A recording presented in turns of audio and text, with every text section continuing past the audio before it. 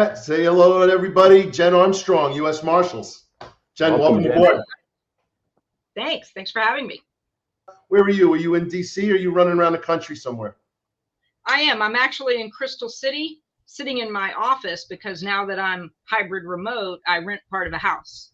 And so I didn't want to kick Joyce out of her dining room. Joyce, if you're watching, that's why I'm not home yet. Got it. Jen Armstrong, Assistant Director, retired from the U.S. Marshals. I've had a lot of experience both when I was a cop in New York City and then in my private sector job working with the Marshals. Fantastic outfit. Obviously, we all know how good they are. Pete, you work with them? Oh, yeah, man. In fact, I have 2 arrests that were on the 15 most wanted list. Paul Merle Eichscheid, who was wanted for murder, caught down in Argentina, part of that Jay Dobbins infiltration of the Hells Angels, and a guy named Shaquille Andrews up in the Bronx. 92 prior arrests. Then decided to start robbing bodegas and old ladies, and put him on the list, and we had him in custody in no time, thanks to the U.S. Marshals. Best manhunters on the planet, I always say. Absolutely. So, Jen, this is your show today. So, tell us about growing up, where you grew up, and how you became, the journey and how you ended up in the U.S. Marshals. Okay. Well, before I do, hey, small world, Pete, when I was at Interpol, when I came to DC for the very first red notice I processed was Eichscheid. How about that? I was sitting there and nobody had done it. And so I got on it. And then when he got caught, I'm like, hey, you feel like you were part of it. So who knew? We were connected even before we knew that. Yeah, that's amazing. Yeah. So I'm a Georgia girl, born in Athens. We moved back to Savannah, where my dad's from, when I was in 2nd grade, and went to the University of Georgia. And I was really going to go to law school. I thought that's what my deal was. I'd always wanted to be on the Supreme Court someday. And I thought, well, I'm going to go be a lawyer. But I worked my way through school, and it was a lot, working 2 jobs during the summer, working full time, going to school full time. So I decided I'm going to take a year off. Moved home summer of '88 after I graduated in August 27th. So now you know my birthday, because it was the day after I turned 22 years old, August 27th, 1988. I actually am leaving the house to go get lunch, to go into town, because I lived out in the country, sort of, in a little area that's now very built up, to go get a Wendy's hamburger for me and my sister and my boyfriend. And pulling out of our driveway, because it was a wooded area at Old Plantations, I saw somebody pulled over to the side. We'd been having trouble with people dumping trash. So, me, I'm kind of nosy. I decide, well, I'm going to get the tag number and I'm going to see what they're dumping, because I want to make sure that I can rat them out to the cops.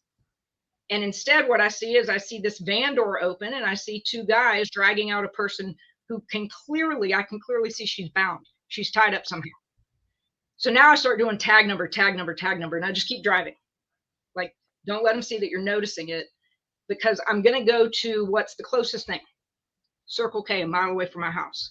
No phones, it's 88. So I go to the Circle K, because I know I can either get on the phone, or there's always a county cop near there, because we lived out there and there was always somebody who was on patrol.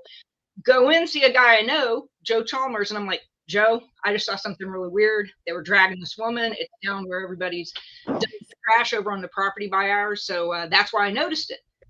And he's like, what do you mean bound? I said, like, tied up. Like, literally, she's tied up and they were dragging her. She wasn't walking, they were dragging her. He goes, okay, show me where. So he follows me, and I go back down the road towards my house. And as I come to the big turn, here's the van coming. So I roll the window down, and I'm like pointing out, like, car. And I see Joe turn around. You know what we would have called that, how he flips, but he turns around. And this is where you can tell I'm from South Georgia. I'm closer to my house than I am to the store, and I can't turn around to make sure he's got the right guy, because I know I'm going to have to get out of the car, and I wasn't wearing shoes. I was going to drive to the Wendy's barefoot.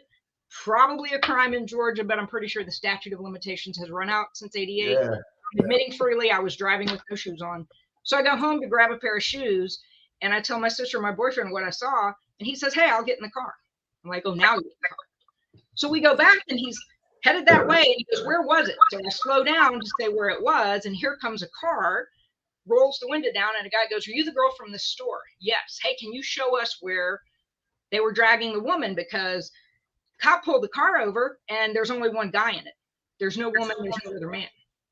okay, it's right here. So he says, all right, well, they're up the hill right here. They're in the woods. That's where they probably would be. They didn't have time to go anywhere else. And this is all houses back here. So he gets out and he says, well, I'm a U.S. Marshal. Here I am, 22. I don't know. I'm like, U.S. Marshal. What's that? I know Gunsmoke, but what's a U.S. Marshal? And he says, so show me. And in the Top Cops episode, he pulls up his ankle and gets his ankle holster out. Now, in real life, he goes to the trunk, he gets a gun, he goes, let's go in the woods. I'm like, well, show me some ID. I'm not going in the woods with a dude with a gun without a badge or some other kind of ID, because I'm not dumb. So he shows me the ID. We go up there, and just as he's like, where is it? And I say, right here. I see a guy stand up, and we can see the woman is beside the ground, and there's a hole. And now she's duct taped here. She's duct taped her arms, duct taped from the knees down. So clearly it was an open grave. And the guy comes up. The marshal is a little further away. He gets behind a tree. So does my boyfriend. I'm standing there looking at the guy. We're about 7 feet apart or so. And I'm like, crap, he's got a gun. Turned 22 yesterday. I'm dead. Life is flashing there. And the marshal is saying, hey, show me your hands. U.S. Marshal, show me your hands.